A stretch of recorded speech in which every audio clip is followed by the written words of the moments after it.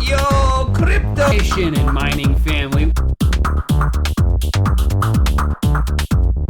Crypto nation and mining family. What's going on? Of course, like always, it's not financial advice.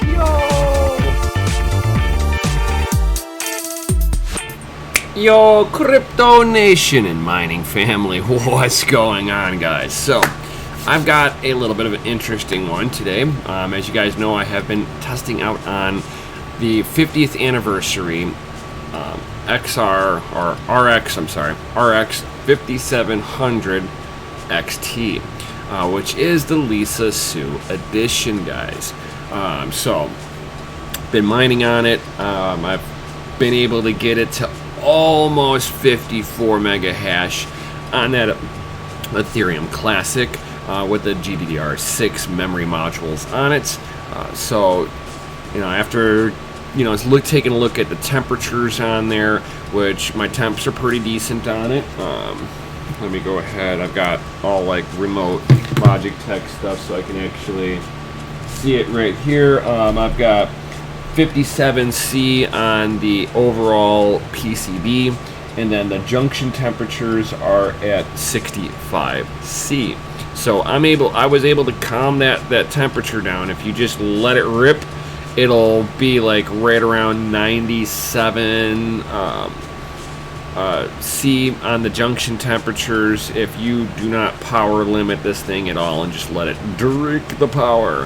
And you're not going to get any huge gains from letting the core drink the power, because if you're mining with it, you're mining it on with something that has a DAG file, basically something that's memory intensive, because that's something that AMD is very good about, is the utilization of memory.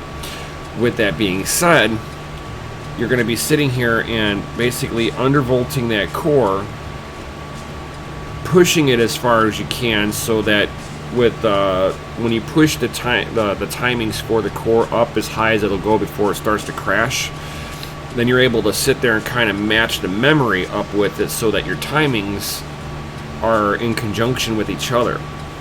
And then you're able to take the whole overall power, drop it down.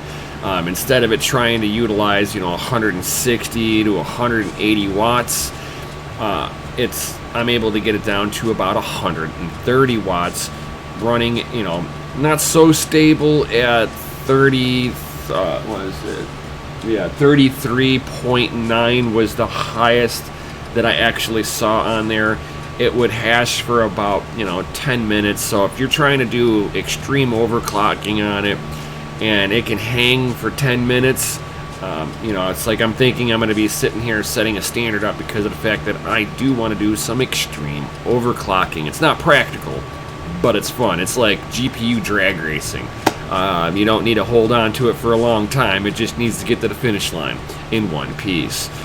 So today's little segment is going to be pulling the 5700 50th anniversary apart and taking a look under the hood. Now I can sit here and thank my man Nefarious Technology, who was very gracious enough to let me borrow this GPU, which is awesome. I was wanting to play with one, and I know that I didn't have the money to be running out and grabbing every single new card that comes out. That would get real expensive really quick. And just like you guys, I got a 9-to-5 job, so I get up in the morning, go to work, punch a clock, and then I come home.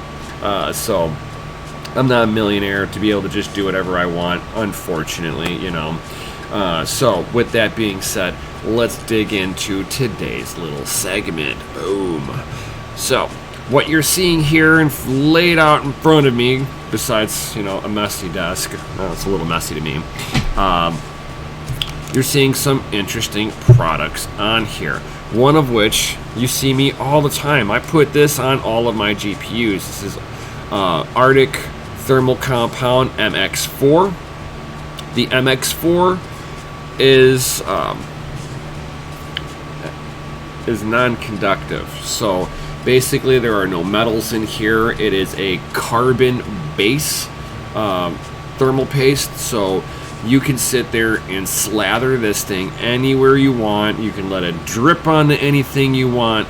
It's not going to hurt anything that it touches. I've even seen some people even put it underneath a CPU and then dropped it onto the motherboard, and this still did not hurt it. Could it get in the way of a pin and stop it from communicating? Yes. But will it damage anything in the process? No. Will make a mess. That I will give. The next thing here we'll go over are, of course, the thermal pads, guys. So these again are from Arctic. These are the same thermal pads that even I use. They come in like 0.5 millimeter, 1 millimeter, 1.5 millimeter. So depending on your GPU is going to depend on what thickness you are going to need. So I've got a bunch of GTX 1070 Ti's, and they, depending on which generation you have, they're either running a 0.5 millimeter to a 1 millimeter.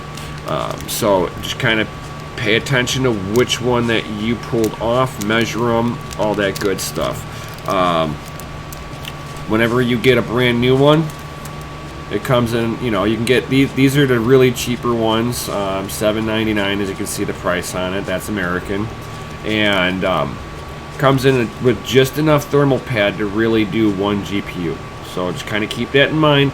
They do make the bigger squares. They cost a little bit more. If you've got a bunch of GPUs and you know the sizings you need, you might as well buy the bigger one. But if you don't know the sizings, this might be a viable option. Grab a couple of the smaller, cheaper ones and go from there. And then one other thing, don't just cut it up and pile it in there. This was Nefarious doing that, not me. I'm a little nicer about my equipment than that. So let's go on to the next thing.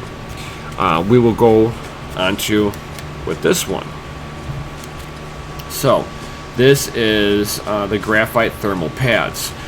This is the same style pad that AMD initially put onto the GPU. There are pros and cons with this. One, you can reuse it. That's a pro. Take everything apart. You don't have to worry about cleaning anything up.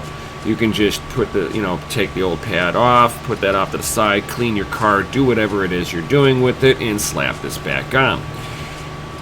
The cons on this thing is it doesn't seem to have a big impact on controlling the processor's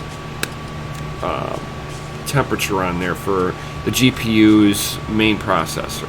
So basically with this stuff on there, you've got to underclock the bejeebus out of it to pull temperature, because it just can't handle the wattage load. The other problem is that this has to be sandwiched between the cold plate and the processor with perfect pressure, even across the whole face. That has been an issue that I've seen other YouTubers like Gamers Nexus actually noticing, was that he put some plastic gauge underneath the cold plate and the processor and screwed everything down, and noticed that there was a difference between one side of the die versus the other.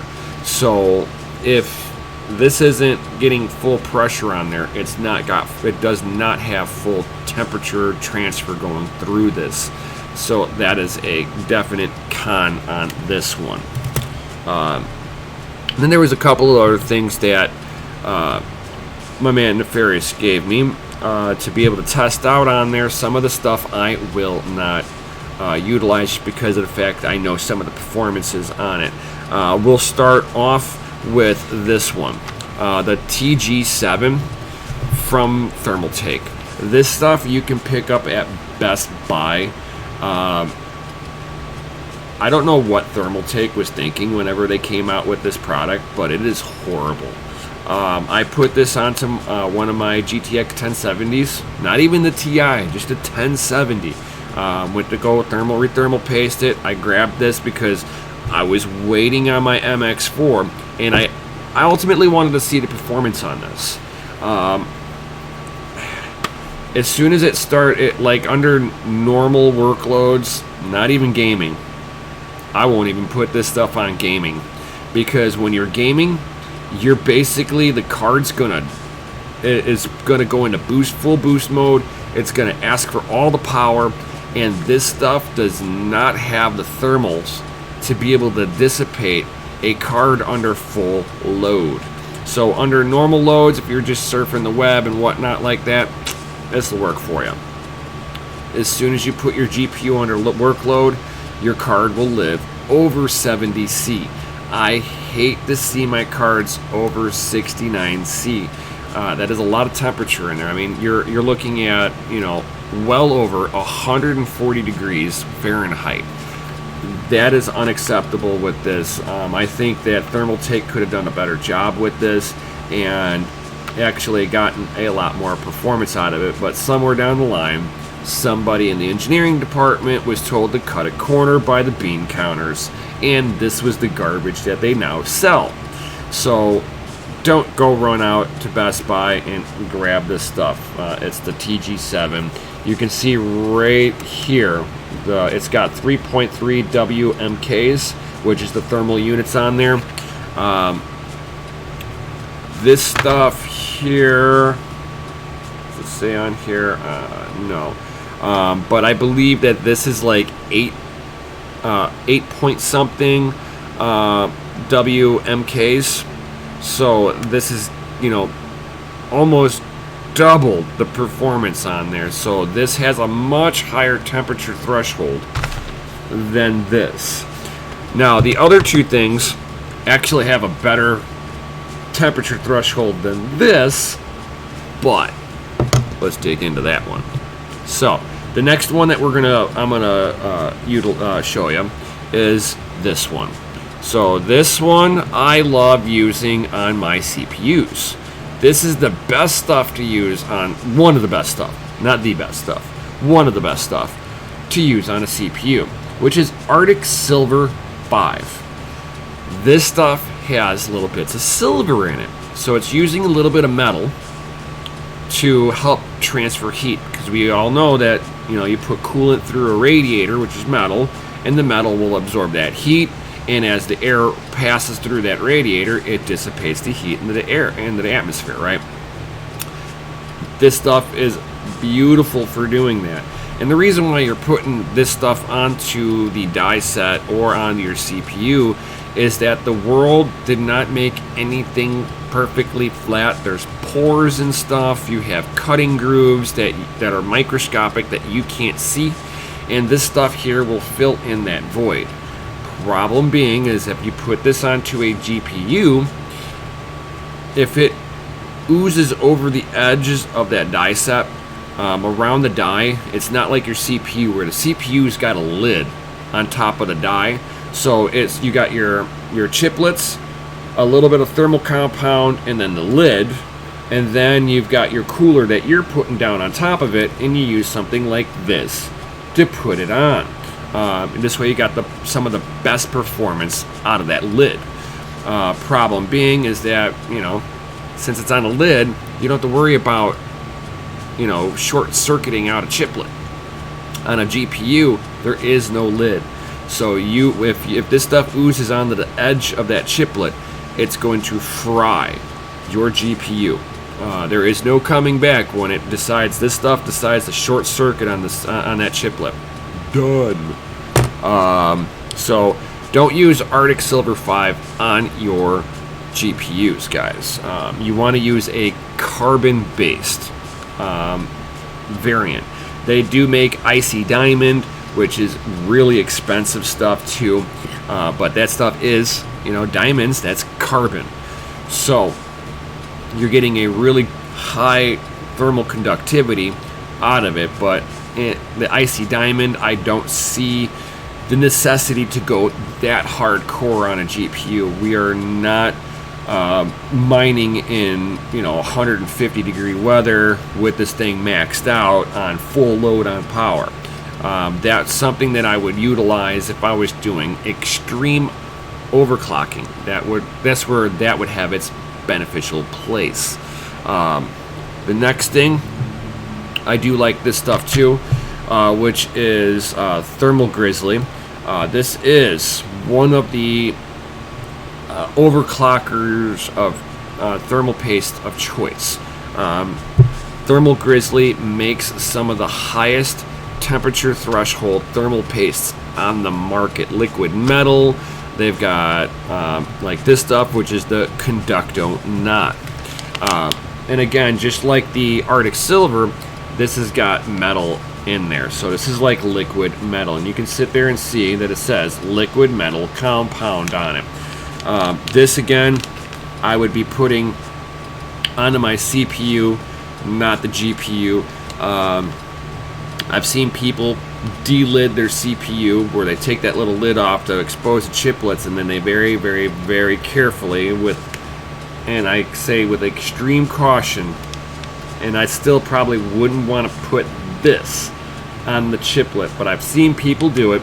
But Thermal Grizzly actually makes a Hydronaut, which has just as good a performance as this and is a whole lot safer, but the money value on there is a lot more.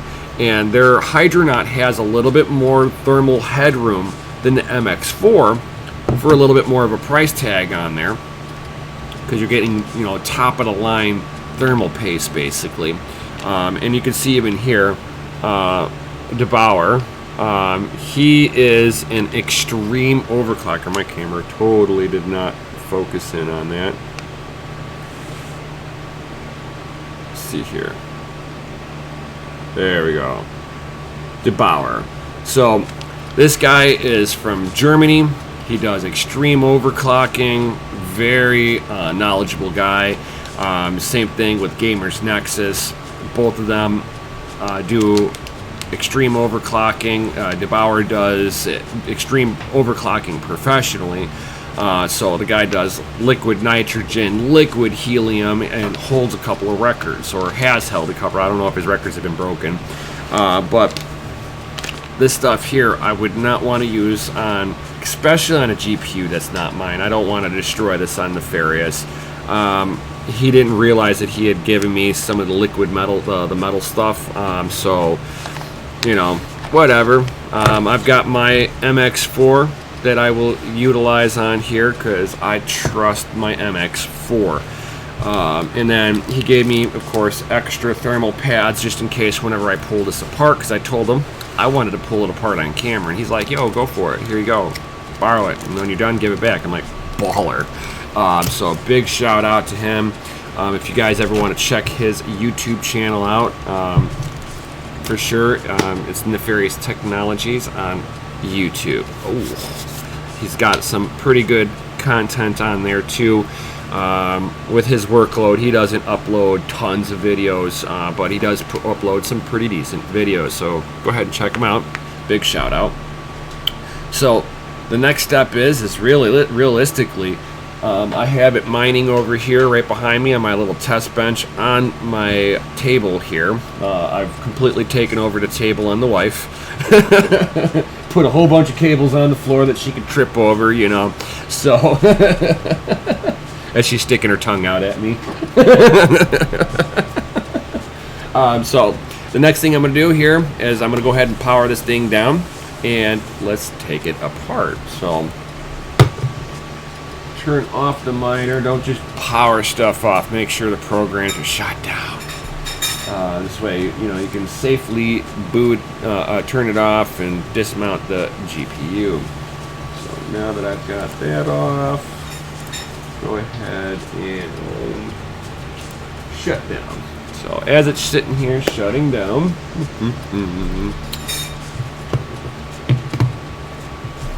alright, now I'm just waiting for the lights to turn off on it. Come on. There we go. Bam.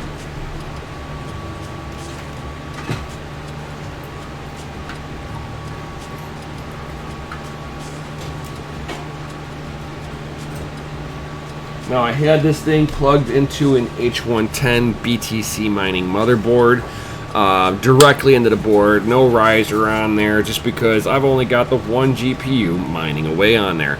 I have Windows booted up on there, so sitting there testing it on Windows and all that good stuff. Now, Nefarious was also sitting there saying that the fan's got a wobble. It's actually the sticker's off center for one, and I don't know if you guys can see it.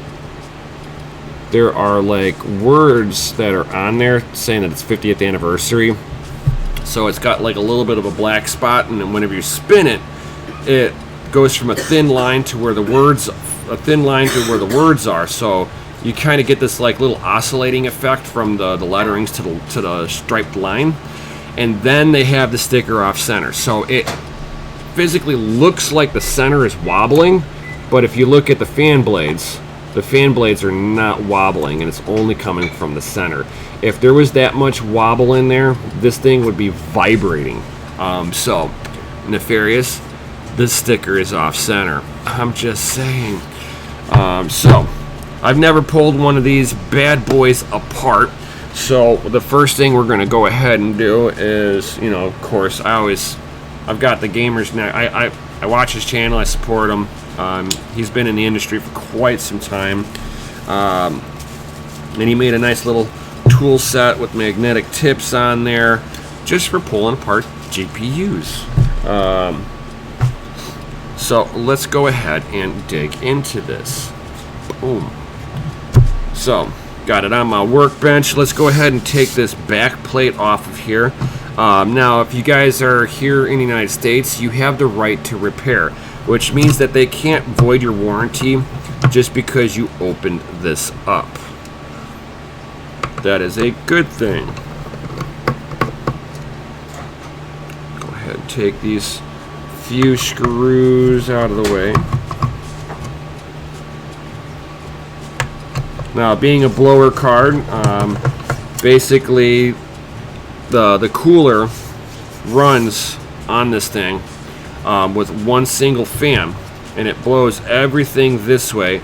Its concentration is making sure that the chipset stays cool, but it also has to cool the memory modules down too, which they are GDDR6 memory modules, which means that the memory modules are actually closer to the back plate with the heat source. So you can actually get a little bit of a performance bump by putting the thermal pads right on the back side of the PCB to help it transfer through to this back plate. Now, unfortunately, this back plate is definitely metal. I mean, plastic. So I can sit there and put, because like, yeah, if it's metal, it's non-magnetic. It's got some weight to it, so it might be metal. Either way, what I'm going to end up doing today is this is where the memory modules are. You can see the outline on the back of this. So all of these little, these big squares right here, right here, right here, these two up here, and then these three over here, these are where the memory modules are actually soldered into the card itself. So we're going to go ahead. I don't know how many of these screws need to be taken out to release it. I would imagine at least all the perimeter screws need to be taken off. The center is basically going to release the cooler that's inside of here. Now, I have a little experience with my my GTX 1070, which was a blower. I was able to just take the 4 mounting screws off of here, and the cooler would actually drop out. And NVIDIA put a little removable window, a couple of screws come out, and then the whole cooler can be lifted out for ease of cleaning. I mean, the blowers, they get dirty quick because all the air is coming in here, and it's got a front edge of a cooler right here that it's basically going to sling all the dirt, cat hair, dog hair, depending on, you know, if you got animals or whatnot, and it'll eventually, over time, sit there with a big dust ball and clog it up, and you'll start watching your GPU temperature start climbing, especially when mining. You're gonna be like, man, I just can't control the temperatures. You back it off, and then it starts to stabilize out in temperatures, and you watch your hash rate drop. So let's go ahead and see what all needs to be taken off. So I'm going to go ahead and release the cooler first. All right, so it looks like I need just a smaller screwdriver, which is fine. We'll grab this bad boy. And if you'll notice here too, that Nefarious has already been in here, and you can see that there are a couple of non-conductive washers underneath this little plate here. This is supposed to be like a little pressure plate that'll help tension the cooler onto the processor a little bit nicer, but AMD kind of dropped the ball with that one just a little bit, guys. So we're going to go ahead and we're going to start by removing this.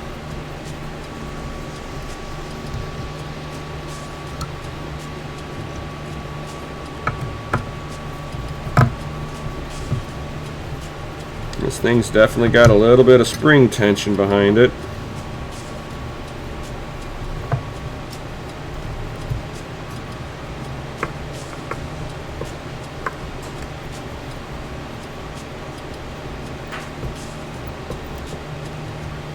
Alright, so behind there is on here are supposed to be little non-conductive pads.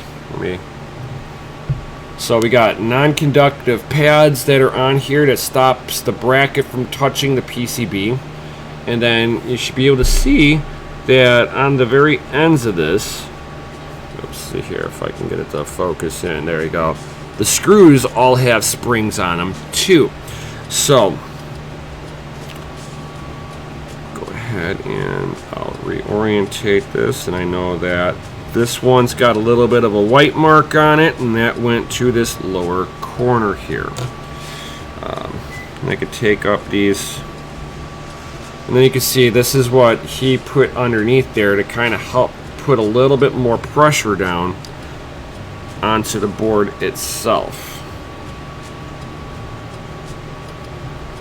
And that's also something that some of the other overclockers like Gamers Nexus, DeBauer, and Tech Power Up, they were noticing that if they put a little bit of a washer on there and it just drew the cooler wrench a little tighter onto that processor, it made better contact.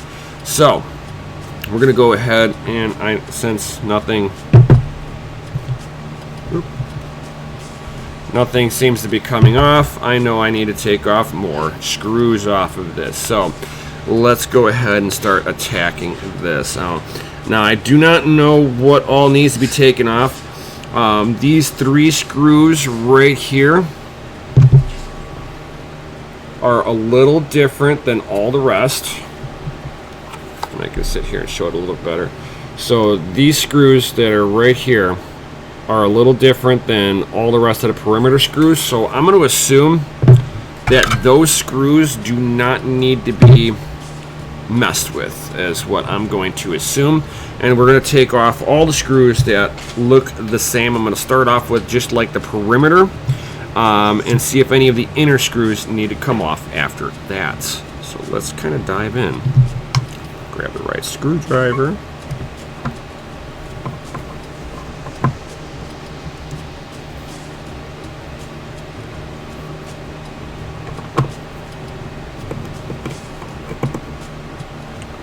Perimeter. Perimeter.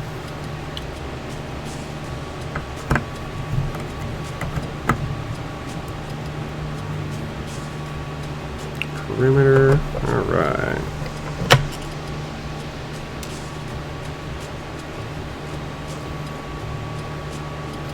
Alright, got this one here. If you notice that I am laying these out, and basically it is a particular order, guys. There is a method to my madness here. So I don't mix up the screws, because I don't know if any of the screws have different pitches on them or if they are different sizes altogether.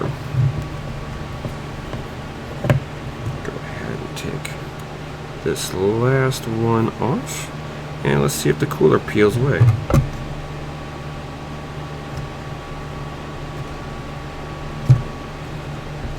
Oh no, not at all.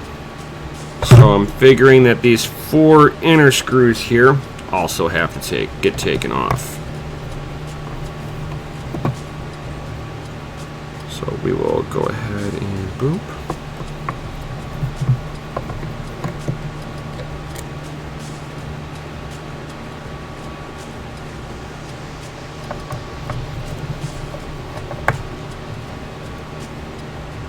All these blower cars, they always have like a bazillion screws to hold everything together on them. It's like manufacturing wise, this has got to cost a lot to do. So I've got all the screws taken off except for these 3 here and what looks like to be holding on the front I/O plate. Let's go ahead and see if this thing separates now. Oh, we're loose. Ooh.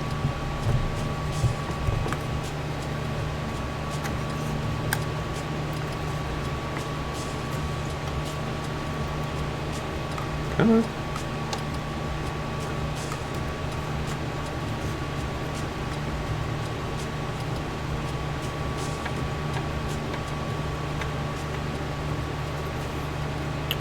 Like I said, I've never pulled one of these apart. I don't know if these 3 screws here are... Okay, so it feels like there's something holding this in. I'm going to suspect that these 3 screws are probably what's holding it in.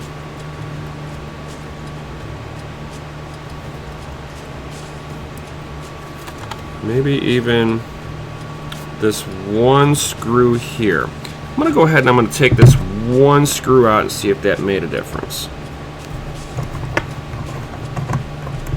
So I have no idea if this is long enough to go through into that PCB or not. Ooh. For a little bit more. But I still feel like I'm attached. So these 3 screws, so every screw on the back of this needs to come out, obviously. So I'm going to go ahead and I'm going to take these 3 little screws out. And I know these ones are a little different. We're going to put those into a different spot.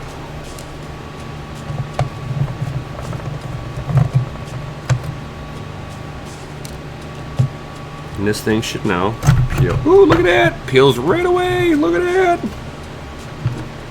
And then we got a bazillion, we got a wire on this end and a wire on this end. So very carefully kind of just pull it apart. Don't just grab the wiring on this, guys. Actually try to grab it carefully to separate this.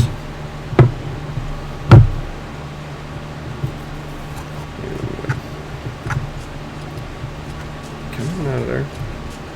Bam, just like that. Awesome. And it looks like my man Nefarious was utilizing this with the graphite pad on there. I was not expecting that. Awesome. So this is what I was talking about, the graphite pod, if it'll let me pick it up at all. It's so slippery. There we go. And I don't think it's going to let me show this very well. Let's see here.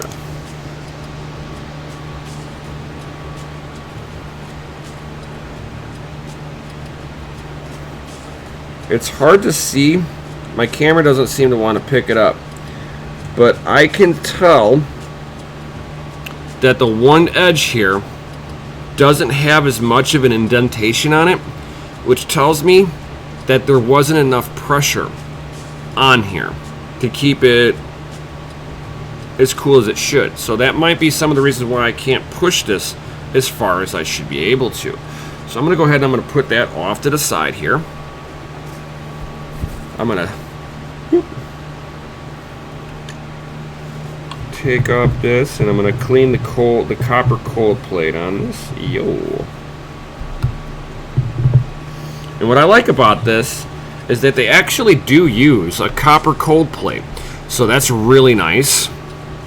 And it doesn't look like there is any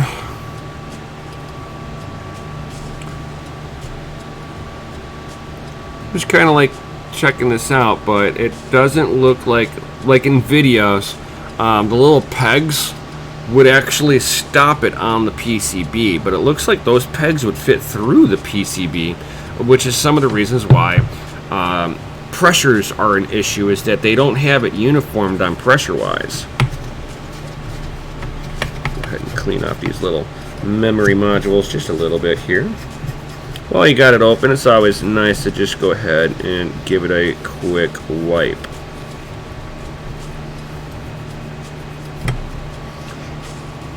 Alright, cool.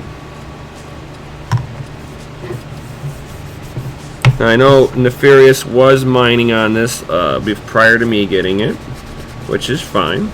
It's not very dirty. Very nice, very nice. Let's see here. Do they have any numbers on here that I can read? Memory modules.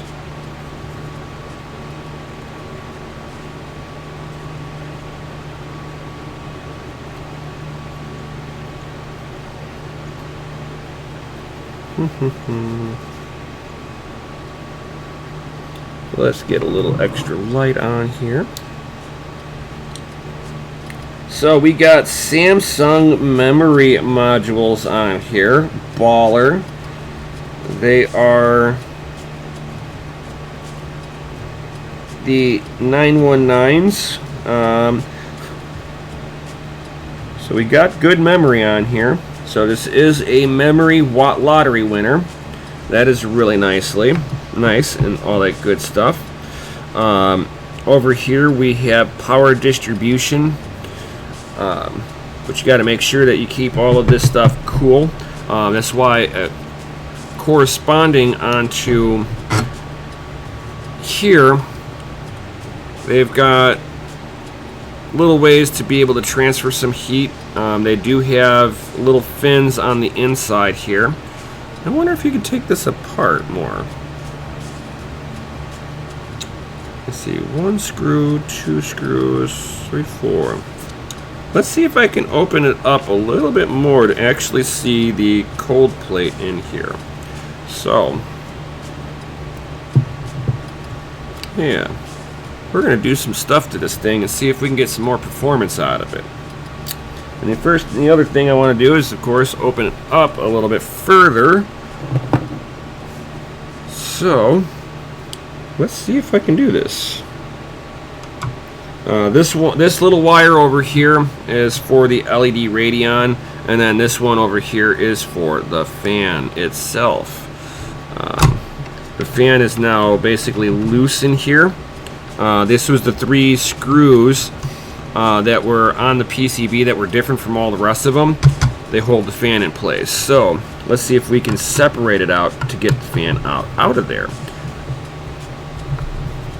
Alright. Long screws, yeah.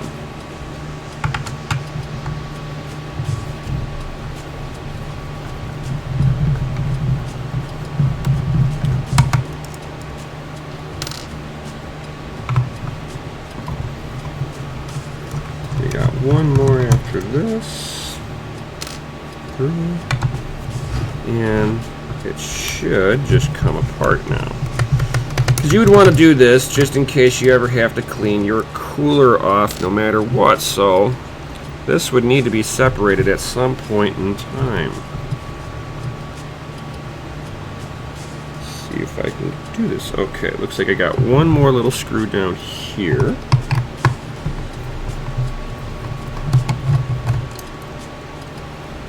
I'm going to go with these guys.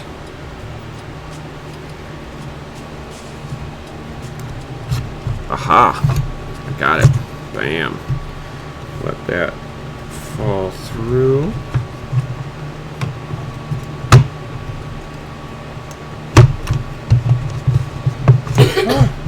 Come on up. Alright. So, let's take a look at the cold plate. See if I can get the... Oh, that's weird.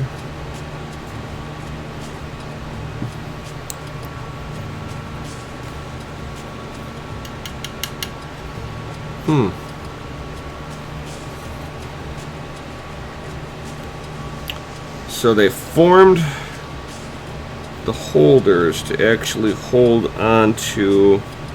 Alright, so that's kind of a weird way of doing things, but alright.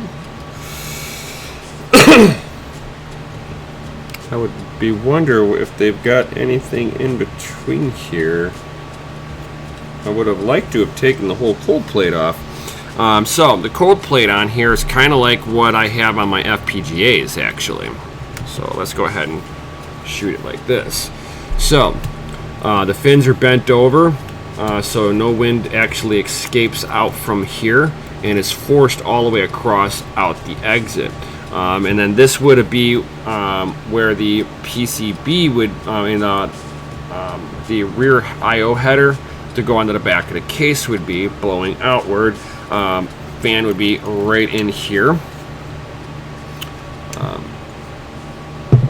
So it doesn't look like this is like really anything special. They've got this here, which realistically it's just decorative. It is a radiator style, you know, got the copper cooling fins on there, but it's just there to block off and make it look like the cooler goes all the way through. The fan is actually shrouded in, so no air goes this direction in any way, shape, or form. It is all forced to go right through here.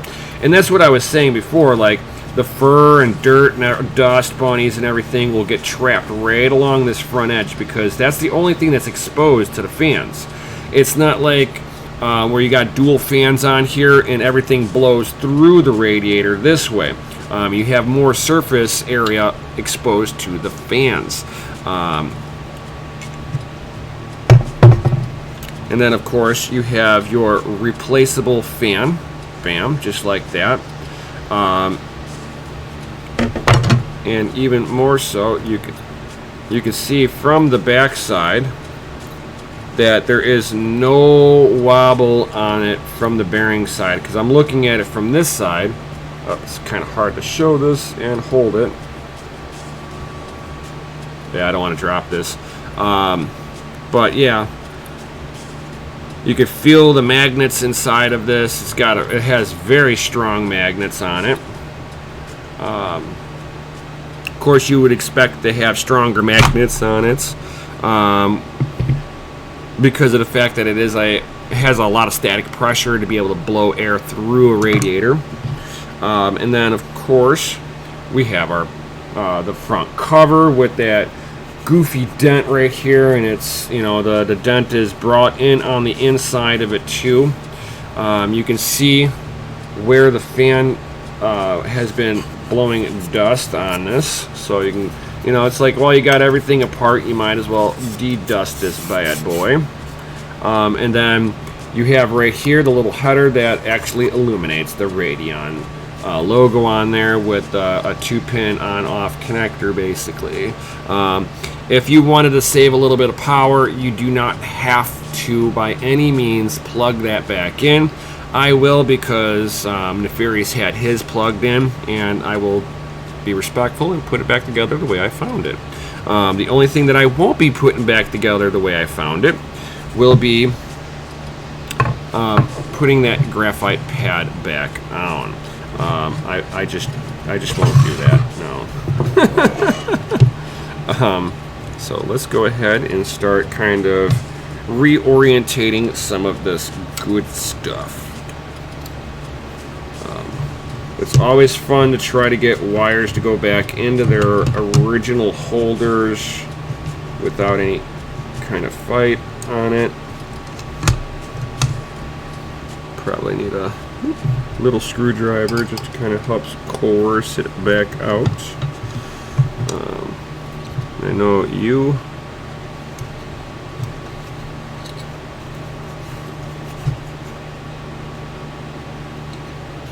can come up like this.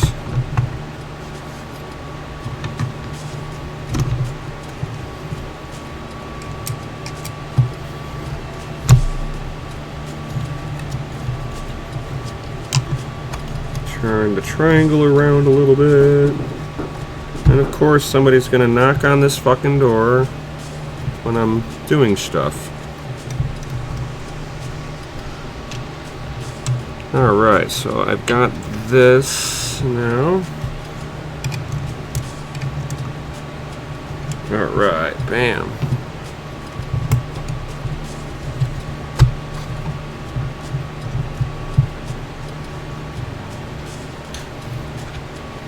Alright, so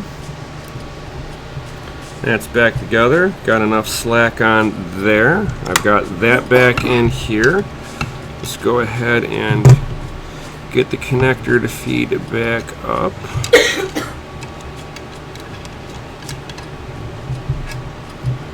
Alright, so I got that back in there. So all of this is now exactly how it was when I took it apart.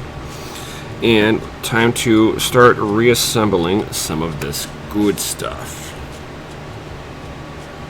And I can go ahead and pop that in there. And when you're putting this stuff back together, guys, you don't have to have, you know, Herculean strength to do this. It just literally just finger tight.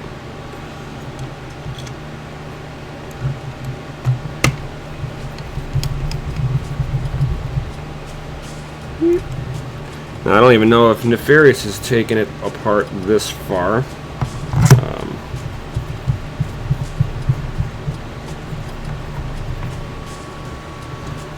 Alright.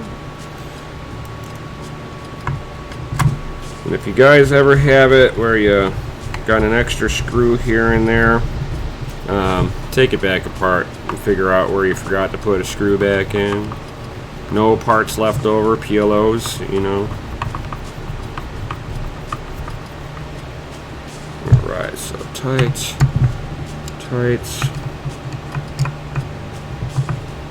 tight, tight, and then get this one last little screw down into the front corner here. And everything is back to the way I found it. So again, if you can definitely, I don't like that.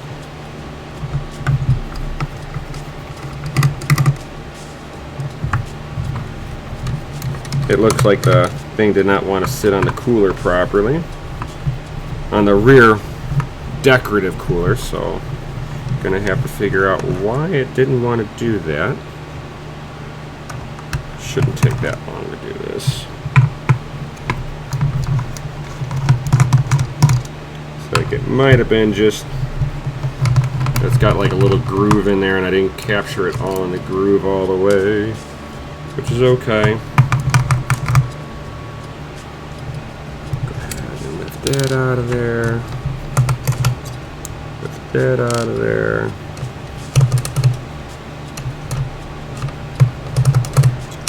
Come on.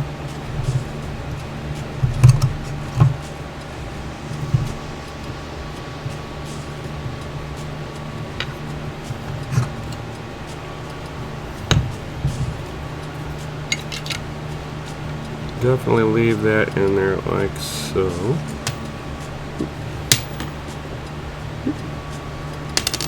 Got you. And then the two screws that didn't want to come out, they'll come out now.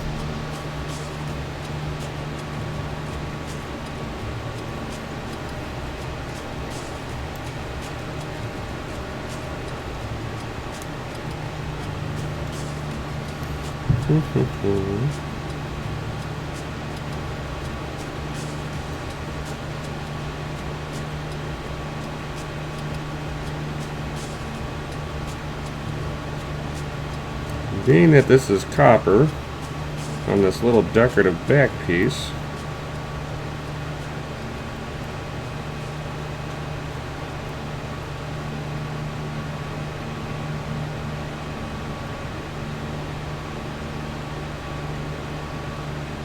I could tell that it wasn't sitting on there right. It looks like a couple of the interlocks on here don't secure very nicely.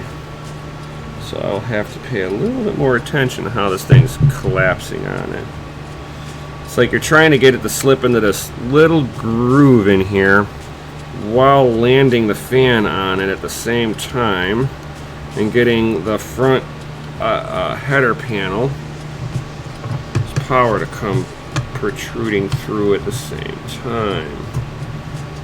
So we'll go ahead and see if I can slip you down a little bit differently this time. Oh, that's better. Bam. Alright. Now it should go together a little bit nicer. I like to put everything back the way I found it and where it doesn't look like it got damaged at all, you know. So one of this little things just kind of loosened up, and whenever it was coming apart, it didn't want to go back together. So fixed that. Thank God it's copper and it's easy to manipulate stuff like that. Now let's try that again. Screwing everything down.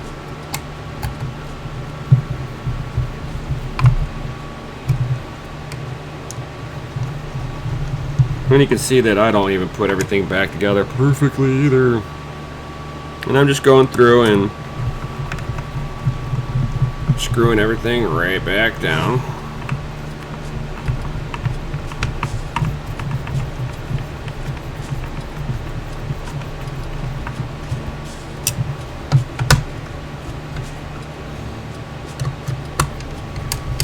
Now what you just saw me do is I was recentering the fan. I actually had the fan lifted up a little bit, sitting on top of the back plate. This way when you flip it over, it doesn't just fall out.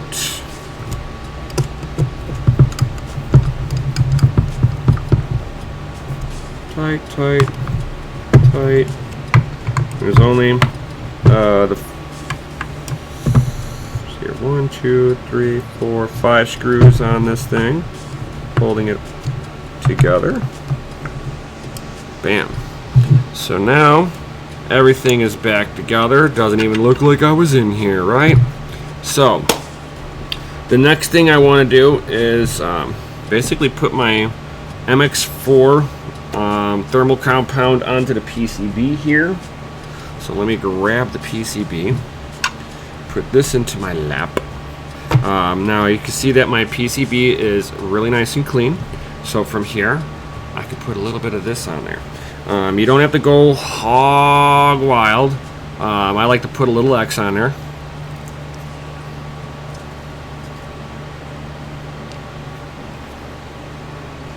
So we're gonna go ahead and get a dab this thing.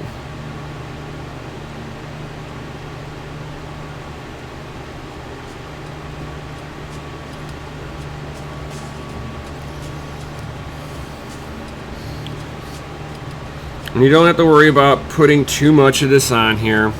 You're not going to hurt nothing by putting a bunch of this on there. You're just going to make a mess. You'll be able to tell that you put a lot on there the next time you come into it. So I've seen basically the performance of how that graphite is. So we're going to be checking out performances on how the thermal paste now does with this. So, alright, so we'll try to plug in the hard one first because it's got the shortest cable in the world. And then I like to kind of flip it over and doing it the other direction with the last one. This way I'm not fighting the gravity of the whole cooler. And then I kind of just hold it up with my fingers so that I don't accidentally land it. Get the plug all the way in. Good.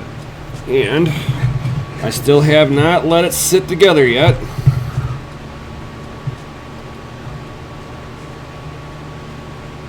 And let's go ahead and start landing it. Alright, bam.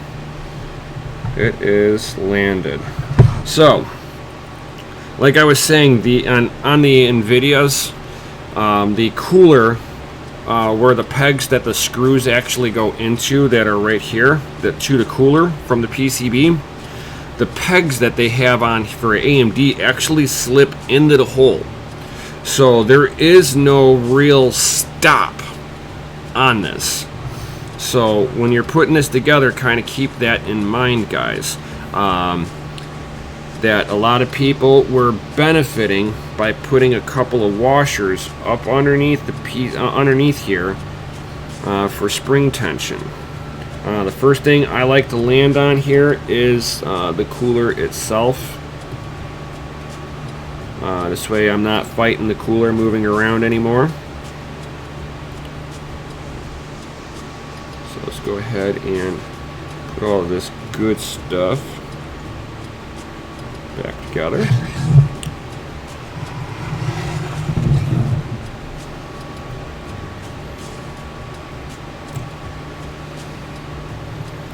Alright, so let's land our first one. Come on, get in there. Alright, so I'm not starting them all the way up. So I'm making sure that I get a couple of turns on it. This way I can start centering the other ones.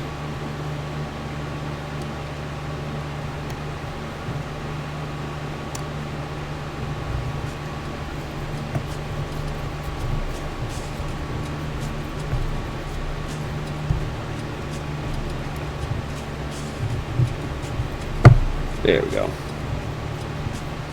Got that on there.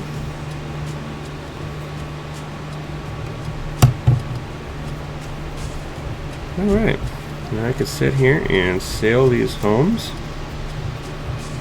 Now I'm sure there is a torque that AMD uses on this, but we're changing that torque value by putting a little bit of washers underneath the screws.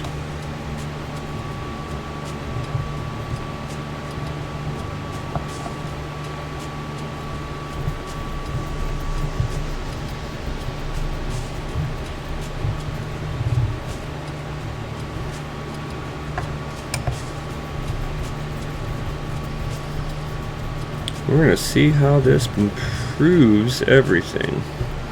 Alright, so I got that tight on there. That's tight.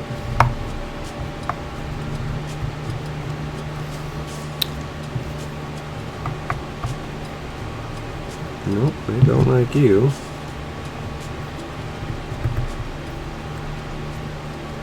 There we go. Alright. So now we can start putting all the rest of these amazing screws back in.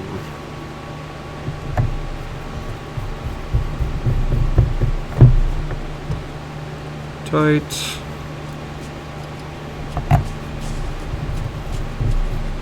Tight.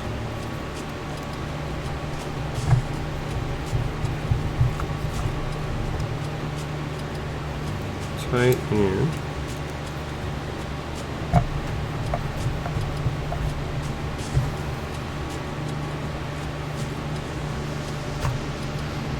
let's see if I can get this fan center up for me. There we go.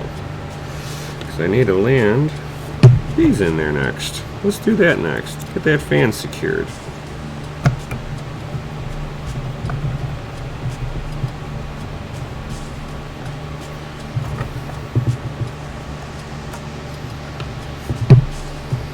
Now I'm not tightening the fan screws because it's kind of floating around underneath there. I mean, it's sitting in a cavity basically.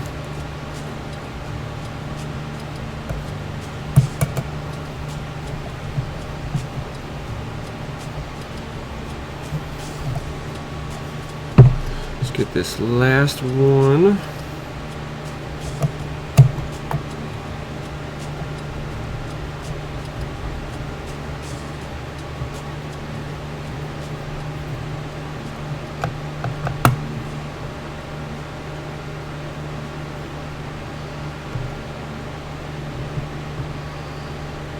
I'm trying to get these to center just a little bit from where they are.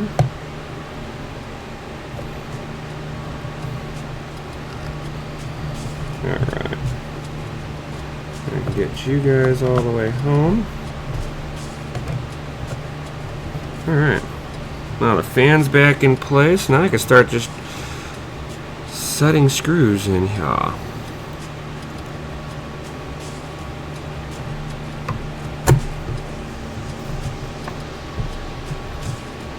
Just like that.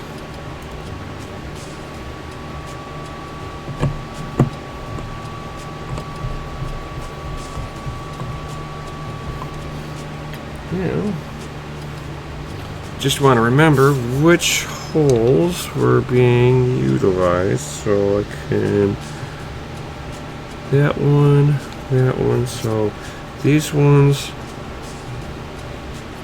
this one, so these two, this one, and this one. Alright, cool.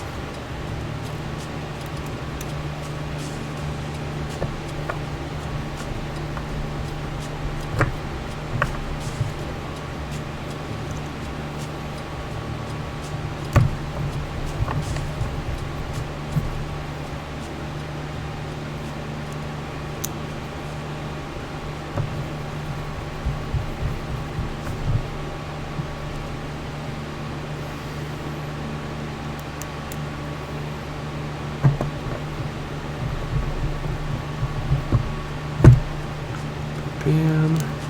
Almost, guys. It's almost back to hashing. And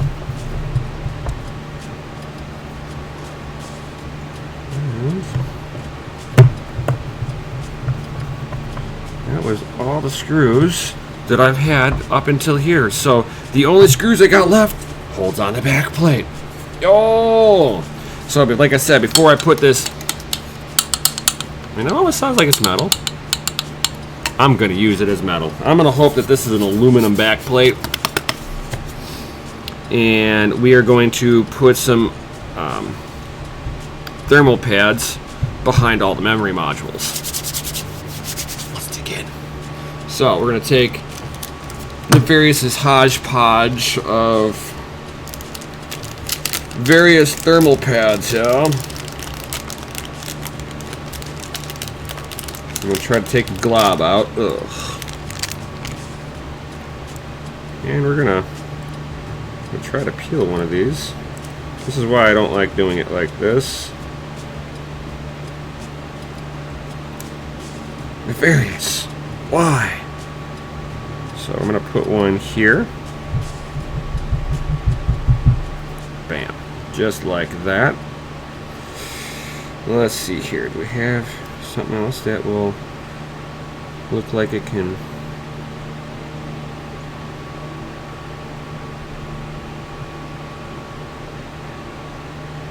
No, I don't like the thickness of that one, so we're gonna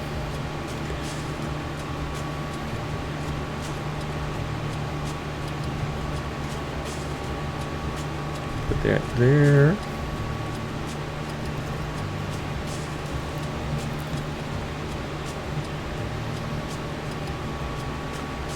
Put that there. Let's see here.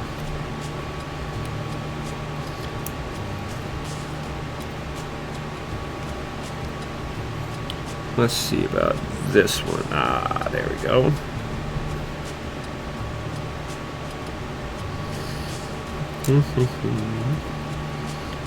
See if this one's a little bit better. I like how long this one is. This one's promising. Ah, yeah. Look at that. We're going to put this one right here. Alright, so I got all the memory modules now covered. And I know this is where all the power is right through here. I want to put some onto the power strips. I mean, it looks like they would have done it possibly. So we're going to see about, maybe I can drop some into this. See what happens here. That's too thin.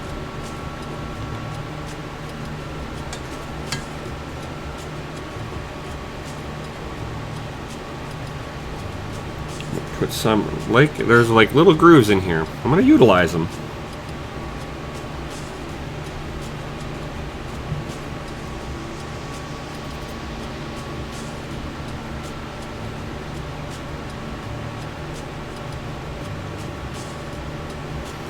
Alright, so I'm just kind of just placing them into this little groove here. Now I'm not sure if I can get ones to go into here. I don't think we got any thin enough to do this. But I like it more being on the back side of the power modules. I don't think I have to worry about those as much. Those are a little taller, so let's see if this thing tries to sit down anymore. Alright, so it looks like we're still making contact everywhere we should be. So excellent. Alright, and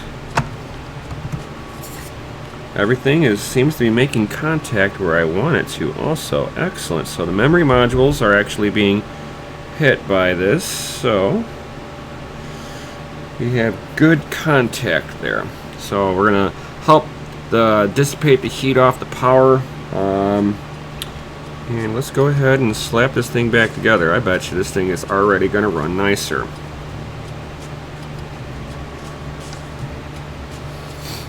La da da da da. Go ahead and start screwing this thing back together, because I believe we've done some good work.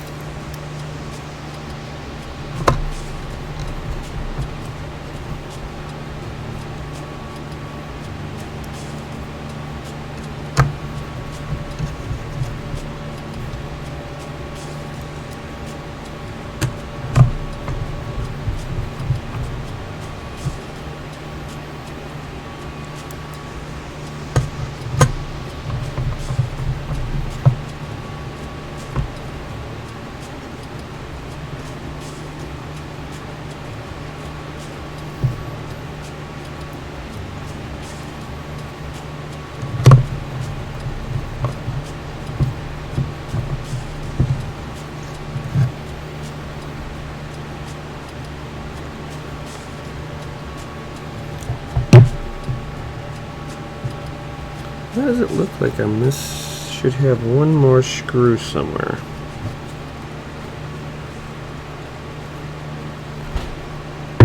Remember I was saying, if you got an extra screw, there's probably something going on underneath.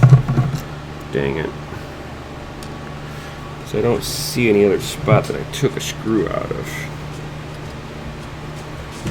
Let's see if I'm missing anything on the PCB. Maybe I might have mixed up my grabbing screws. I don't think I did, but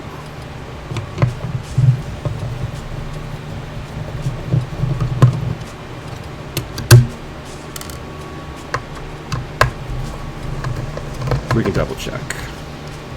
So it feels like I've got an extra screw here, and I don't know why.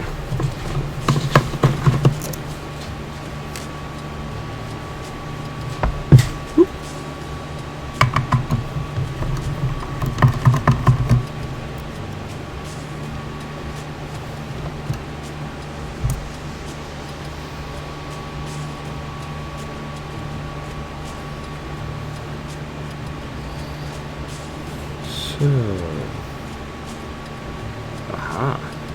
I do have an extra screw that I'm missing. Aha. Missed one. I believe you're there.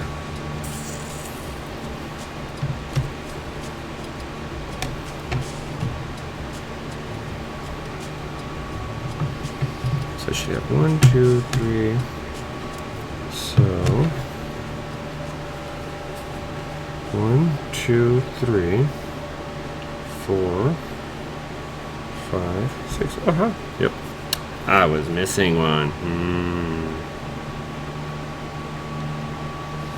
Alright, so we can go ahead. I must just overlooked it.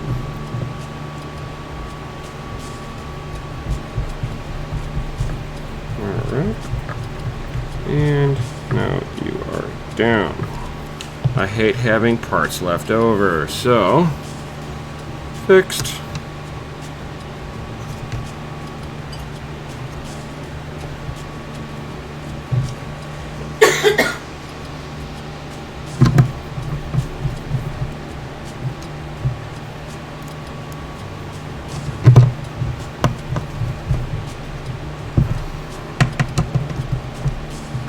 Tighten this down.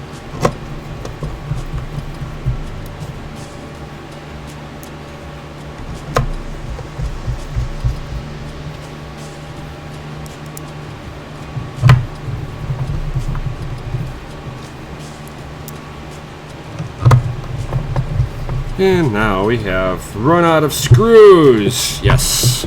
So that's back in there. Nicely done. So the next thing that we get to do is I'm gonna put it back onto the mining rig real quick here, since it's like right behind me. And let's see if this thing still tries to fire up. So if it doesn't, I did something wrong, and I own my new card. Oh no!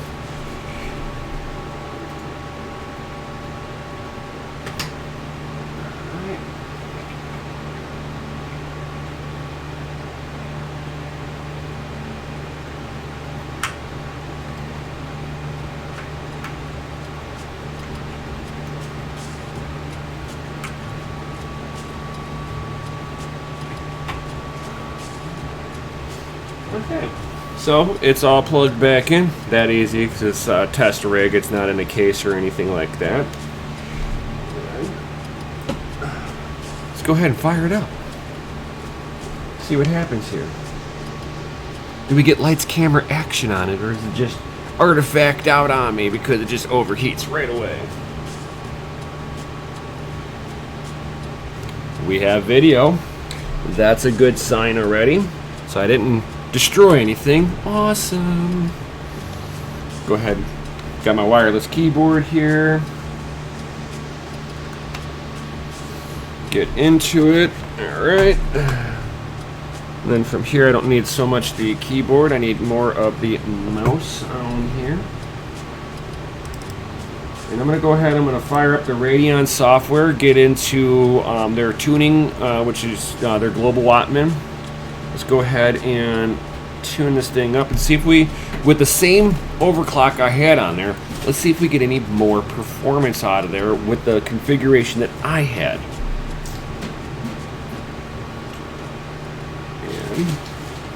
And it saved everything. Awesome.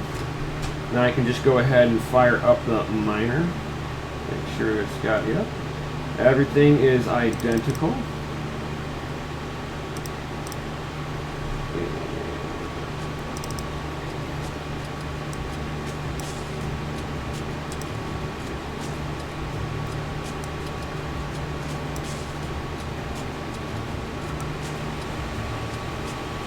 As my fan speed turns up on it. It's loading up the DAG file now.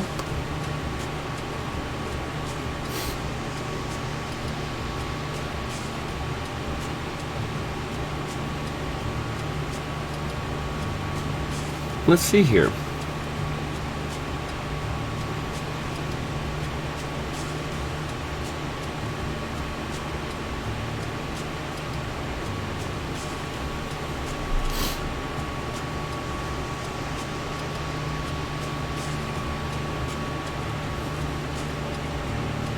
So originally when I had the graphite on there, mining on this thing, I had, with the power draw limit that I put on there, My seat keeps sinking. I need to get a new piston for my seat. But this GPU was living right around 68C to 69C on the junction temperatures. So let's see if putting the MX4 on here make any difference over the graphite pad. So far it's not climbing up so quickly. It looks like the overall temp of the PCB itself, because it's got two different temperature sensors on here. One is current temperature and the other one is junction temperature. Current temp was sitting right around 58, 59C, and right now we're holding at 48C, 49C. So if it stays in the lower, the upper 49C to lower 50C, then I know that what I've done is done a tremendous improvement on temperature there. If you can knock off 5 or more C off of your card temperature, that is big. It means that you got more headroom to be able to push more power to it before it starts to thermal throttle again. Alright, junction temperature is now at 61C, and the current temp is kind of oscillating between 50, it's like, man, it just flipped 50C. So we got 50C and 61C. So we've got almost a 10C difference so far.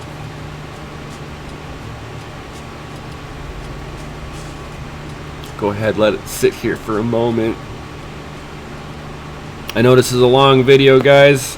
A little bit of a longer one. I'm not sure if I'm going to edit it or not.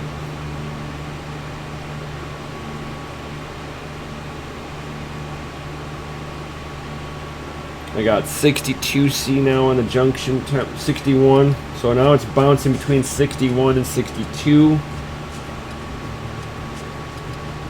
And I've only got the fan at right around 70%.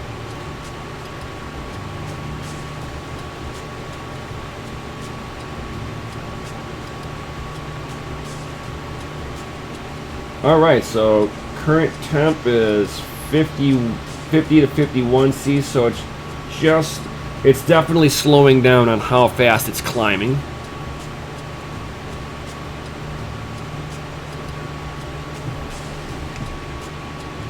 The temperature blowing out of the back of it isn't so bad. I've actually got a temperature gun. I've probed this before.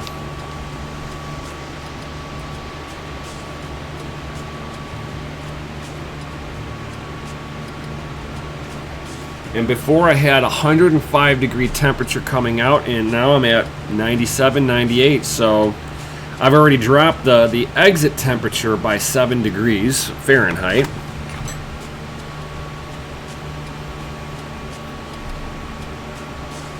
Looks like the junction temperature is now holding at 62C and has not fluctuated. So it looks like this thing is stabilizing out. So as soon as I say that, it flips to 63C. It's definitely, it went back to 62C. So it might be just bouncing in between here, or it is really slowly rising temperature.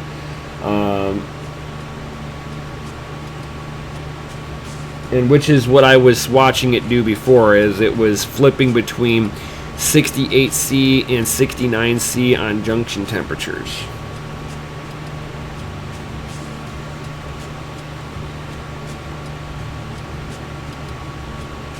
Alright, so I'm going to call that a win. It's 51 on the current temp, and 51C on the current temp, and we'll call it 63 max on the junction temperature. So I've dropped it between 5 to 6C on the junction temperatures, which means that I can theoretically should be able to push a little more overclock on it, because I should have more headroom for this. So that's actually kind of interesting. So definitely stay tuned. I will give an update on this. I'm planning on putting this onto Claymore, trying to figure out how to get Claymore to work on here, and then I will also put this onto Phoenix Miner, which is where I've got all of my RX 580s sitting on, is Phoenix Miner, running very nicely, but that's all running on Linux, so I should be able to do theoretically a lot of the same stuff, even though it's on Windows right now. Yeah, the temperatures are holding, so I've helped the temperatures on this for sure. And I'd like to see if I could push the memory a little bit more, since I'm actually keeping the modules a little cooler. So guys, stay tuned for the next one, where I'll give you guys an update on all of that good stuff too. And guys, smash that Lizzie like button right down there, guys. Yo! Subscribe, hit the bell notification, share this video with any of your AMD enthusiast friends that might want to be curious about pulling their card apart and trying to improve thermals on their 5700. So certainly share this around. If you guys got any comments or questions or anything like that, certainly drop them all in down below, and I will definitely get back to you guys. With that, I'll definitely see you on the next one. Yo!